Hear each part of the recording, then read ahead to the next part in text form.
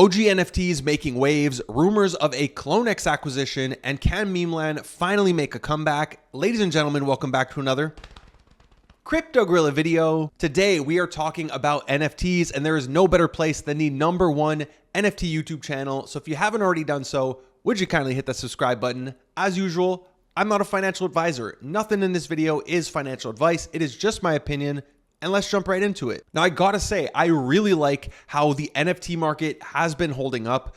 2 weeks ago, we had a pump over the weekend. Everybody got euphoric. Everybody was feeling FOMO and just aping into collections, followed by a Monday crash where it felt like it was just going to be a pump and dump. However, I'm happy to say pretty much every single collection that pumped is either maintaining the price it ran to or is continuing to grind higher, which is exactly what just happened over the past weekend. However, it was a different narrative or sector in NFTs that was pumping, as it was the OG NFTs that were seeing the price action. And I was also seeing a ton of OGs on Twitter who were talking about these collections, and basically anything they would post about would catch a bid. So the first collection we saw pump was Mooncats, which this is a collection that started minting back in 2017. Even their website, like, this is very old internet vibes. If we click some of these pages, like, they're not even working anymore. However, this thing ran from 0.2 all the way to 0.4, and it is holding up very well, still at a $1,500 floor. And that's if you only have one of the newer cats. If we go and filter by rescue year, because you could rescue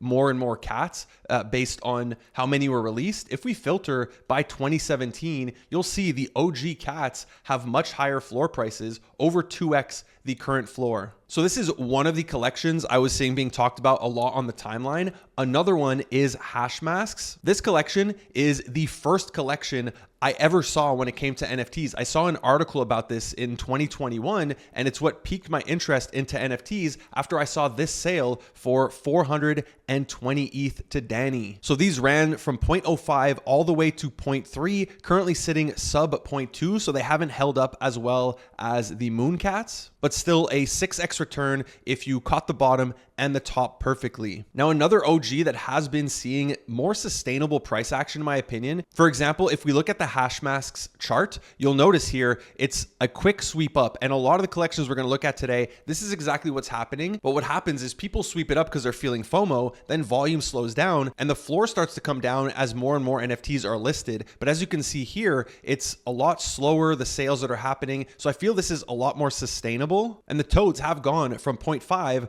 to almost 0.9. Now, I think toads are a great play. Captain Y always tells me that these are like a beta play to CryptoPunks. So I can easily see these continuing to rise, maybe hitting 1.3 ETH, and if we're lucky, like 1.5 ETH. Now, another collection that I'm keeping an eye on that hasn't ran as hard as some of the other legacy collections is going to be MFers. And typically what's happened in the past is Satoshi has come back, he's launched something, it gets people really bullish about the MFers, they buy in, and the floor goes up. So some examples of this, we had Nakamigos, where if you had an MFer, you were able to mint this open edition called End of Satoshi, and then it gave you the right to mint a Nakamigos for, I believe the floor price was, or the mint price was 0.01. So at all-time highs, you got a 85x return, and that's on a floor. If you hit a rare one, you could have made even more money. I remember the Nakamigos era. Everybody was speculating that Yuga launched them or Yuga was going to buy them or whatever. These went crazy. I really miss these times for NFTs. And then the second thing he did was he launched a meme coin, which now, yes, it's down bad, but this thing went all the way up to 320 million market cap. And according to the white paper, 20% of the supply was airdropped to MFers holders, which, if my math is correct, at the top, that is $6,400 per NFT. So I don't know if he's going to be launching anything new, if he has anything planned, or if the community even wants that. However, the MFers are very well known. They're notable. So it's another one I'm keeping an eye on. After that, I am hearing a ton of whispers about, CryptoSkulls. These are also going to make a comeback. I remember when these were being pushed by Leonidas and Gary V. I believe the narrative around them was like Providence, because they were dropped in May of 2019. Personally, outside of that, like I never understood it. These look so ugly in my opinion. What worries me about these, because I don't disagree that they could make a comeback and they could go crazy again, is how many Leonidas holds. So if these were to pump, like I don't know why he just wouldn't dump them, which if we look at his wallet, like look how many he sold back in the day for 1 ETH plus. Like he made an absolute killing on these NFTs, which good for him if he made money. But if they pump back to 1 ETH, like I just assume these 592 are going to be dumped out of his wallet. Now, another collection I consider an OG is going to, of course, be CryptoDB, which these ones pumped 2 weeks ago during the initial rush of NFTs when everybody had FOMO. And they kind of just have been trading sideways ever since then. However, this collection is part of NFT lore or NFT culture. So I definitely see them going higher if we continue into this NFT bull run, which personally I do think is going to continue happening. So I could easily see these going above 2 ETH, maybe even reach 3 ETH or higher. But let's now shift our attention to the legacy PFP collections. We have Moonbirds continuing to just crush it. I really messed up here. I was going to buy after the Moonbirds OpenSea Twitter space. They were sitting around 1.6, but now as you can see, they're at 2.4. They made it close to 3 ETH. So they went above their min price of 2.5. Great achievement. But I'm really liking what I'm seeing out of the new team led by Spencer. They are going the IP route, very similar to what we saw with Pudgy Penguins. They're going to be doing toys. They really want to focus on trying to get this brand to a mainstream audience. And if Moonbirds does make toys, I would love to put some on my shelves. I'll also take a sponsorship if you want to sponsor the #1 NFT YouTube channel. But what I really think is going to push the needle for Moonbirds, what I think a lot of people are buying in for, is going to be for a token, because it's something Spencer had mentioned just in general about NFT collections, that it leads to a token. And I believe he also said specifically that Moonbirds don't have a token yet, which they don't. So to me, it makes a lot of sense if they are eventually going to drop a token. And if that's the case with the speculation, I definitely see these going a lot higher. So even now on this dip back down to 2.4 from a floor of 3 ETH, I'm considering buying into some. I like the new art too. I just realized this. You could swap the art to the new, I guess this art was made when they were under Yuga, which personally I prefer a lot more than the pixelated art, especially for some of the rares. Like I find these look amazing, and as the floor price goes up, they're only going to look better. Now, I know some people are going to complain about a lot of the collections I'm talking about, especially when I talk about things like Bored Apes or Pudgy Penguins and now Moonbirds, because they are really expensive at $9,000. But if you go to the About page on OpenSea and you scroll down, there's other collections that you can get into. So personally, I'm looking into Mythics. If you don't want to spend that 2.5 ETH, you can always get into a play like Mythics, which is still expensive. It's $1,000, but what are you going to do? I just would not touch mythic eggs, because from my understanding, these are expired. You can no longer claim a mythical bird. So at this point, it's just like a collectible art piece. Now, speaking of acquisitions, we are seeing some very strange price action happening here for CloneX. I'm seeing rumors that there's going to be an acquisition or a buyout, and it seems to all stem from this reply by Zaptio saying clones are so back.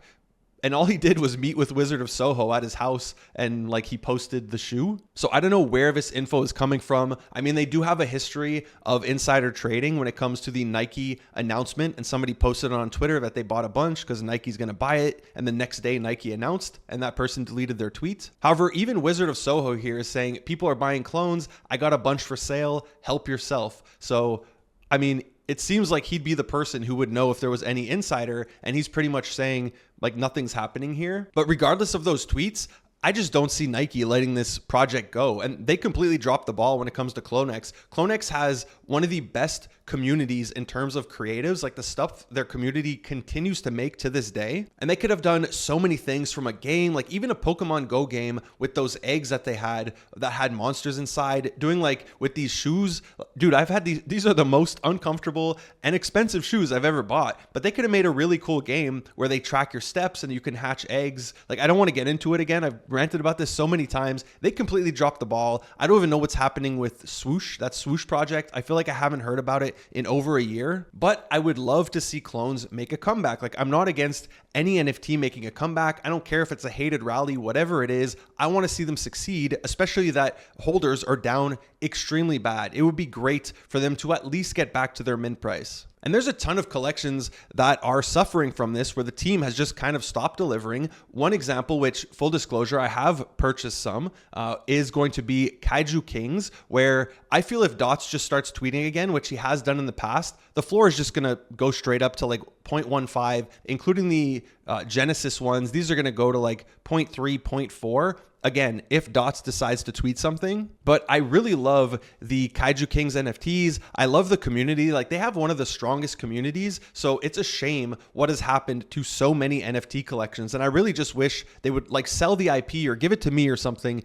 and I'll try to do something with it. Now, speaking of tweeting to pump bags, we have Memeland coming out of hibernation to hopefully make a comeback here after plenty of the accounts, both from the projects and teams. So here we have Char, we have, of course, Memeland, we have 9gag tweeting, and then we even have Dex Screener and Meteora all quote tweeting this post by Moonit. We also saw the main Solana account doing some 2021 KOL marketing with the eye emojis to indicate some sort of, I don't know, like partnership or maybe acquisition or whatever it is of Moonit. Now, on top of this, we also had Char in the Discord confirm that an announcement is coming soon, as well as somebody saying, hey, why are you being silent? And they say, we wanted to come back with something to show for. Now we have more than one thing to show. So by more than one thing, I assume they're talking about Moonit, as well as Meme Strategy, which is rumored to have an announcement or be launching on August 7th. Now, all this did cause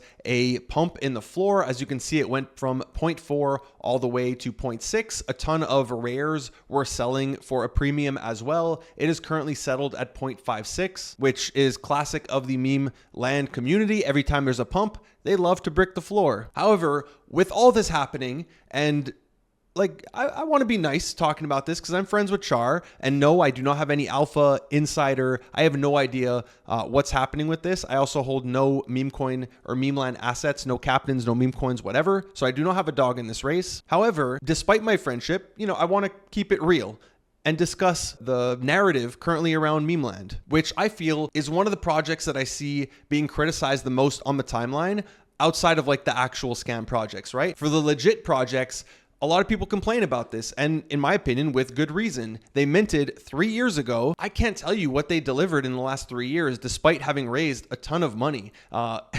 They also haven't done the art. It's been 3 years and we still don't have the art, but nobody cares about the art anymore, right? They just want number to go up. So, you know, thinking of what they've done in the past 3 years, obviously they did the Pain pre-sale. There was a huge marketing campaign with Harold, the guy from the Pain meme, where they had like IRL events and they were doing a ton of stuff. And I made money on this, so I'm not upset. I 2x my money, but it just, you know, it trended down to zero. It's currently at a 6 million market cap. So if you held, you got absolutely wrecked. Same thing when it comes to the NFTs, to meme coin. It was profitable if you got the airdrop. If you did the pre-sale, you absolutely cooked. You could have sold the NFTs as well, made a lot of money. Anybody who, you know, bought the narrative of like trust in Ray, trust in Char, which personally I don't like those, because even with Pudgy Penguins, people put way too much weight on Luca's shoulders. But anyways, if you did trust, for the last 2 years, it has been a down-only journey. So it's been very frustrating for people. All that to say, they have to really deliver on this announcement. Like, they've made a lot of promises on products, on partnerships with like massive IPs, and we haven't seen any of it. So I don't know what is happening with this announcement with Moonit. If it's an acquisition, whatever it is, no matter what they announce, it needs to already be ready. They can't say we're doing this in the future and then 6 months go by. That is horrible. Whatever they do, it needs to already be ready. And I don't know what the announcement here is with Moonit, because as far as I can tell, this is just a meme coin launcher that competes with like Bonk, which is dominating the space, with Pump Fund, which has been down only. And, you know, we saw a ton of others try to launch. We had Dingling try to launch Boop, which also has been down only outside of the beginning, where it ran to 150 mil market cap because all the KOLs were pumping it to get their free airdrop, which if I had an airdrop, I would have done it too. So I really hope they have something great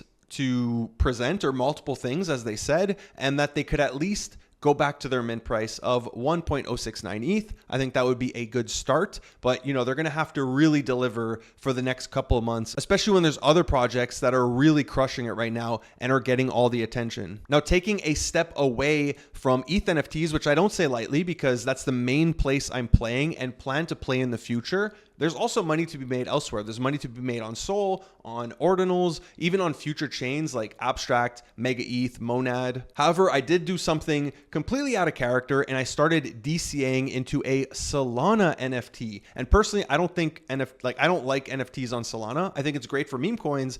My NFTs, I like them on ETH, but I did start buying Bodoggos, which have gone from 2 all the way to 5, now back down to 3.7. So I'm just DCAing in. I have 5 at the moment. My goal is to get at least 10. And my reasoning is exactly what Mike Dudas says here, who he's part of the reason they started to pump. Like he posted, he swept a bunch. And here he talks about how he likes that NFT collections have a face behind them, a leader behind them. So he mentions Pudgy Penguins that have Luca, right? Pudgy's, the NFTs, and Pengu have absolutely crushed it since the lows, especially. We have OSF, who leads Rect Drinks. He's doing great things with that brand, but the Rect Guy NFTs, as well as the Rect token, which I did buy some for the first time in this dip yesterday by the time you're watching this video. And then he brings up Bodoggos on Solana, which I completely agree with. The Bodoggos team from the Daily Bone podcast is amazing. Like they've been here every single day or weekday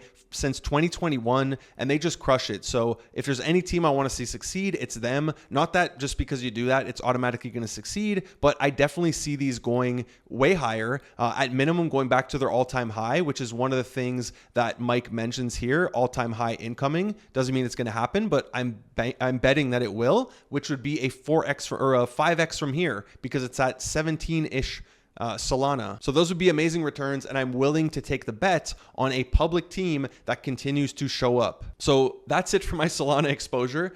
I'm not really interested in touching anything else. Like I said, I know there was Bonkyo, like the whole meme coin stuff. I missed it. I was sleeping, and I'm not going to buy into that. The other place is Ordinals for Bitcoin, right? The thing I view it as ETH first, Bitcoin second, and then Solana NFTs third. So, and look, I have my reservations when it comes to Ordinals, okay? But I've been getting asked a lot recently, why don't you ever talk about Ordinals? The main reason is because I'm mostly on ETH. Like I am so divided with my attention doing these videos where I talk about meme coins, AI, I do tutorials, NFTs. Like there's so much going on. It's hard to keep up with. So I try to focus my NFTs on ETH, but if there's money to be made somewhere, whatever, I'll trade it. So again, when it comes to Ordinals, like I've met some great people, okay? Like HO, Daza, Lifo, and a bunch of Butoshi, like a ton of people are great, but there's also a ton of grifters on Bitcoin, honestly. And look, they're on every chain. I mean, we just gave them $1 billion to the Pump Fund team. Not calling them grifters, but you know, we like giving our money away, right? And getting other people rich. We've done that plenty of times on Ordinals, and the people I feel are very culty in Bitcoin, and they like giving away their money. Like that's how I view it. I remember the multiple days of AMAs in OMB when they were doing their Black Eyes Mint, which are down bad. The whole thing's down bad. Who could have predicted that? You know, I was getting yelled at for asking legit questions. Meanwhile, people just wanted to ask like, what do you like pineapple on pizza and stupidity like that? I'm not making this up. Completely serious. So personally, I'll never touch OMB again. I think they'll come back. They'll probably try to dilute again, raise another 10 million and disappear for another year. And like, I wouldn't be shocked if they did that. Mainly, I'm trying to focus on like main ones like, you know, Bitcoin puppets or node monkeys or something, but I'm really not an expert on Ordinals. My point here is to say when NFTs really do start to push, I think Ordinals are going to make a ton of money. Like because it's on Bitcoin, going up 0.01 is over $1,000 versus going up even 0.1 on ETH. That's only like $300 or $400 now. So you go up way faster on Bitcoin. Also, there's not as many collections, so it's a lot more concentrated in terms of what people are paying attention to. So that's what I like. I know there's a Taproot Wizards, which are really popular, although they are quite expensive. And now we have a brand new collection that is being minted as we speak, which these are the original. This is by the original artist, Mavenbot, who he's the artist behind the Reddit post where Udi got the art from, which apparently was approved, but now he's doing his own 10K. So if he releases them for free or something, I think that's really going to hurt the Taproot Wizards, because why would you go for Udi's collection when you can get the original artist's work behind the original Bitcoin Wizards? So personally, I'm not touching this at all. And then some other collections people like, we have Sense, and you know, Lifo is behind Wizards of Ord. So again, I'm not an expert here, but I do think these are going to do well once NFTs run. I think everything is going to run across the board, and we are going to see some insane gains for Ordinals. Now, outside of that, some chains in the future that I'm bullish on, of course, Mega ETH, like I talk about it all the time. The only collection I am currently accumulating is Bad Buns. I currently have like 9, 8 or 9, 1, 2, 9. And I plan on buying more leading into mainnet. I definitely think these can go to 1 ETH or more. And the only other exposure I have at the moment is my Fluffle, which I feed every day, but this is a soulbound token. So you guys can't really buy it until the next mint because there is 1 mint left, which is gonna, I assume, mint for 1 ETH or more, which this minted for 1 ETH, but it gets you a token airdrop. So if you're bullish on Mega ETH, to me, it made sense at the time when ETH was like 2,400 or whatever it was at. Now, outside of that, there's only Abstract. Like, the Abstract is the only other chain that I'm trying to get exposure to. I have ROMs because I'm trying to get XP. That's the only game I play, Gigaverse, at the moment. I have some like Abstractios and maybe some other stuff. I have Monster Capsules, but I'm not accumulating here. Despite Finn saying Abstract August, if I want more exposure to Abstract, I'm going to buy more Pudgies. I'm going to buy some Lil Pudgies because they're currently on a dip, and I'm probably going to buy a couple, even though they're pretty expensive. They're what, $6,000? Yeah. So not touching anything else outside of that. I'm mainly playing on ETH, like I said, and that does it for today's video. I hope you enjoyed it. I'm going to be making a lot more NFT content because it's really fun. This is the most fun I have had in a very long time. Like, it's super fun trading NFTs and reading about lore, learning different stuff, especially compared to meme coins, which feels very PvP at times. So if you appreciate these videos, give it a big thumbs up. If there's something you want to see, a tutorial, something you want to know about, leave me a comment in the comment section down below, and I will answer you even if 8 months have gone by, on YouTube specifically. If you haven't already done so, would you kindly hit that subscribe button, smash the notification bell. Thank you for watching another Crypto Gorilla video. Peace.